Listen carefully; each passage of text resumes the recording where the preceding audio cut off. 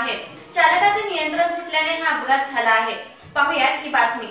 रायगड आणि सातारा जिल्ह्याच्या सीमा भागामध्ये असलेल्या आंबेनळी घाटामध्ये बुधवार दिनांक 2 रोजी अंदाजे पहाटेच्या सुमारास महाबळेश्वरकडे जात असलेला ट्रक पोलादपूर तालुका रानकडसरी गावालगतच्या दरीमध्ये वळणावर गाडी कंट्रोल न झाल्याने खोल दरीत ट्रक कोसळून झालेल्या अपघातात चालक जखमी अथवा मयत झाल्याची शक्यता अधिक आहे। ट्रकमध्ये चालक व क्लीनर असल्याचे समजते। चालकाचे नाव प्रशांत जाधव व क्लीनर शेख गाडीत असल्याची पोलीस सूत्रांनी माहिती दिली आहे।